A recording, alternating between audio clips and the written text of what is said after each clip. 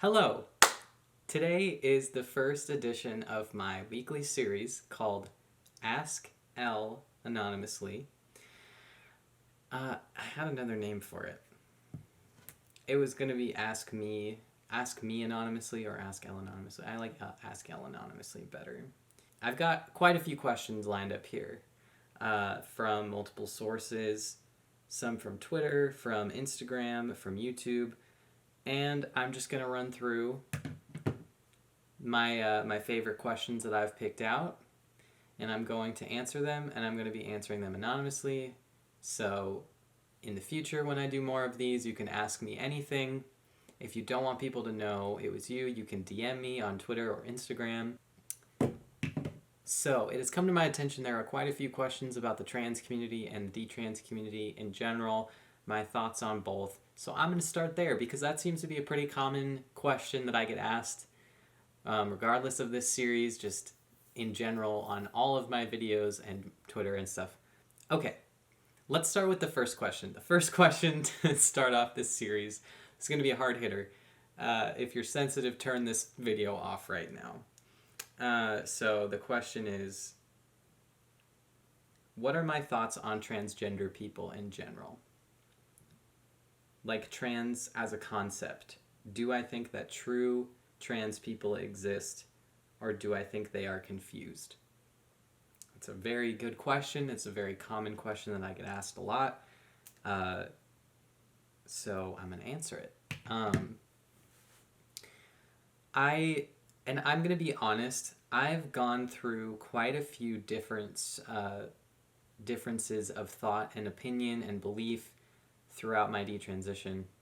I have changed my opinion on things many times, which I am not afraid to admit. I have done a lot of learning. I want to say that I don't know if I'll ever be able to say again that I have a fully formed opinion on something like this nuanced, that involves such complex emotion and complex personal experiences.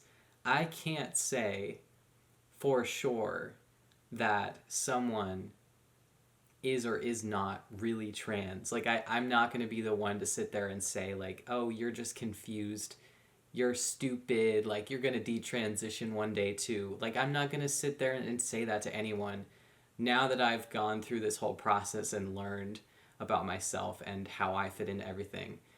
When I first started getting into, like, the detrans community, like, I probably would have thought something like that. I'm just going to be honest. Like, I went through a period where I was sitting there thinking, if I could detransition and I thought I was so sure about everything, how can anyone else be sure about this? How can anyone else actually be trans? But I want to say now, I don't care about what other people do. I'm not going to sit here and say, like, that no one should transition and that no one should be able to, do whatever they want to do, what makes them happy, whatever. So I'm going to say that I think there are a small percentage of people in the world who are, like, really trans, who need to medically transition, who benefit from medical transition more than they would just going about their life as, the sex that they were born. But I'm going to say that I think that's a very, very small percentage and a lot smaller than the amount of people who are actually transitioning in, 2020. I think that it's become almost like an epidemic, especially for young people. There's no way to measure whether someone would benefit from transitioning or not. So I'd say, like, erring on the side of caution is what I want to do. Like, what I want to, like, how I want this to move forward in the world if it were up to me, like, rather than saying, like, oh, if you think about, your gender identity, that means you're trans, because that's not true. Or, like, whether it's someone coming out as trans and immediately being like, okay, it's time to get on hormones as soon as possible, even as, like, a teenager. That is the complete wrong way to go about it, in my opinion. I don't think we should be doing that to kids, you know, as a general rule. I do think like the risk that a non transgender, like maybe just like a gender non-conforming kid could grow up and be fine. Uh, I I think the repercussions of that being a mistake are so much greater than having to wait to transition till you're 18. You know, it might suck for a little while for the person who had to wait till they're 18 who felt like they were trans their whole life, but it's so much better than going through the entire transition, getting surgeries, getting, you know, the wrong hormone, like going through a different puberty than what you were supposed to go through and then realizing that you were wrong. You can't recover from that, you know? It's just the thing about the trans community, I think, is that they don't think about the fact that someday one person might regret it. They don't think about the detransitioners first. They don't think about, you know, the mistakes that people have made. They don't think about it as something that they could be wrong about. And that's my take on things.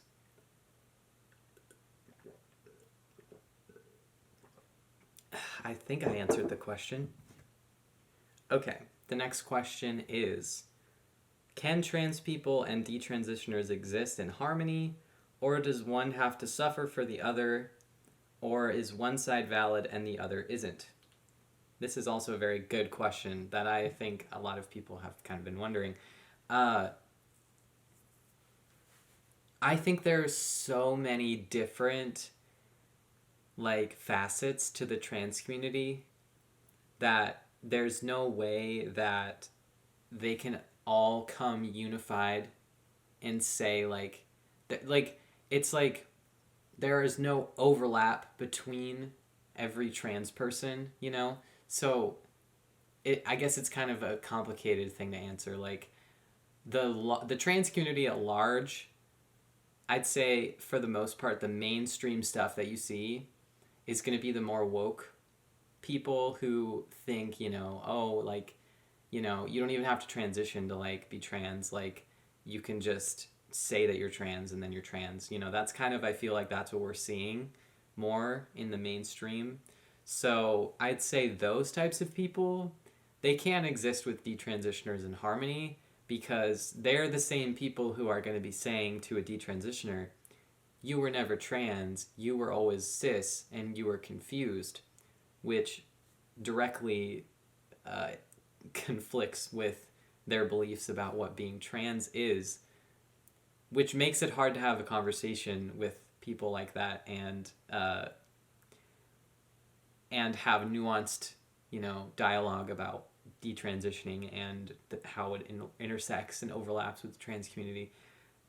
So I'd say for the most part, the types of people that are going to be more outspoken about trans stuff they're not gonna fuck with detransitioners. They're not gonna have an open dialogue that's understanding and open-minded. But there are quite a few trans people that I follow on Twitter who I've seen are part of the part of the trans community that believes you can't really ever actually change your sex. You are always going to be what you were born. You know, if you're born male and you transition, it's not turning you into a woman or a female, you know. And it's hard because it's hard to have a conversation about this without hurting people's feelings, without people getting defensive, because it's so personal. It's such a personal experience for every person. You can't separate the politics and the personal experiences and, you know, have a bigger picture, open mind about it. I think the people who already are like so fixed with their beliefs, it's so hard to change the way other people perceive things, like the beliefs people have, especially when it concerns something so personal as identity, something you base your life around. Like, I think the trans conversation is so hard to have because it literally changes everything about you. Like, if you believe that you were born in the wrong body, that is so personal. Nobody else can tell you, like, you're wrong, you're a female and you're always going to be female. Nobody else can say that to you and have you listen, because when you're in it, you feel like that's like you're listening to your feelings. And it doesn't matter what biology says, it doesn't matter what science says, it doesn't matter, like, that there's no way to measure it, because you feel it. And that's, in the trans community, that's, or at least like the woke part of the trans community, that's what matters, is feeling like you are the opposite sex. And I understand both perspectives, because now I've seen both parts of it with an open mind. You know, when I was young, I saw it with an open mind because I was consumed by my own feelings. And I'd say my experience with being transgender stemmed from mental illness. And that's not to say that that's every person's experience, but it is quite a few that I've seen. Feeling wrong in my body already, feeling, you know, having an eating disorder, having self-esteem, self-harm issues, having the feeling of already being alien in my body, feeling like my body was foreign, going through puberty, feeling like I'm not growing into the person that I'm supposed to be. It's so easy to just slap a label on it and say, well, I was born in the wrong body. It doesn't really make sense when you actually think about it, though. I don't want to dig into this because people get really upset. But to me now, looking at it, it doesn't make sense. There's no way to ever say for sure, because there's no way to measure feeling like you're, like, there's no, brain sex is not a real thing. So you can't measure the feeling of being born into the wrong body with science, with facts, with logic. I'm turning into Ben Shapiro, but I'm serious about that. Like, to me, I've become more focused on the science aspects of it, you know, the psychology of it. Like, I want to know the actual physical, tangible things that can be measured. I'm interested in that because I literally had myself convinced that I was born in the wrong body, and it was an ideology. It was not facts. To sum it up, do I think trans and detrans people can exist in harmony? I have no qualms having open dialogue with the trans community. I would love to speak more to the trans community. I've gotten a lot of offers to do interviews with trans people that run their own YouTube channels, which I will probably end up doing some of them soon. I've just been really busy. I've had a lot going on, and I'm getting another surgery this week, so on my mouth. So it's going to be, you know, great. Not going to be able to talk again for a while, so that's going to be great. I'll record some videos before that. So yeah, but I would love if there could be an open dialogue. But I also, you know, I don't want to harp too much on the trans community here, because I do think the detrans community does have its problems. But I have quite a few questions about the detrans community that I'm going to save for next week's video. I don't know. I just think, as people, especially people who have been through the trans community, we need to be more open-minded. We need to be more accepting of other belief systems. You know, I was very, very closed-minded before. I had one set of beliefs that I would never falter on. I built my life around my trans identity, and when that crumbled down, I kind of figured, okay, this is a great opportunity for me to rebuild my belief systems. What do I want to do more research into? You know, I've restarted my identity, you know, myself. Did I even answer the question? Holy crap, I really went off on some tangents. I think I answered the question. Do I think they can exist in harmony? Right now, no. I don't. But I think in the future that as more and more detransitioners start speaking up, as they become more of a topic of conversation, I think that the more rational side of the trans community will start to be louder. I think that we'll see a shift in the way the perspectives have, become. I don't think we can go much further with the amount of wokeness that's happening right now. I really don't think it's going to last that much longer, but I'm not sure. I can't say that. I don't want to see the world devolve even further. I'm kind of an optimist, I like to say, but I think we're getting to the point that's kind of going to be like a breaking point for a lot of people, and I think it's going to be like, okay, we need to get more voices out here. We need to see more perspectives and understand how this percentage of people that's actually not statistically insignificant of detransitioners, what are their thoughts on things, their opinions and stuff. They're, more and more of us are getting into the news and like mainstream like journalism outlets.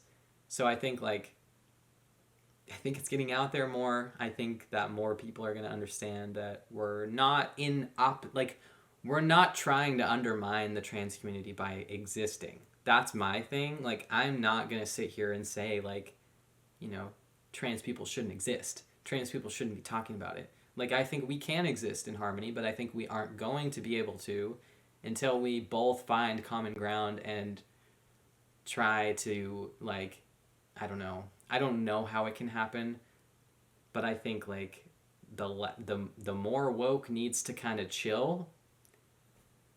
That's where I'm at. That's the first episode of Ask Elle Anything, or Ask Elle Anonymously. Fuck, I got the name right. It's the first episode of Ask Elle Anonymously completed. Those were my 2 questions answered about the trans community, so there you have it. Those are my thoughts. Honest, mostly unfiltered, mostly, try not to be too controversial here, but, it's fine. So yeah, check out my other videos. Subscribe if you'd like to see more from me. Leave a like, leave a comment with a question, a DM if you'd like, if you'd prefer. Check out my Patreon. I put up bonus content every video that I make. I got a little bit extra on the side coming in. Check it out if you'd like. So yeah, I'm gonna go. I am saying too many controversial things today. All right. Thank you for watching. Goodbye.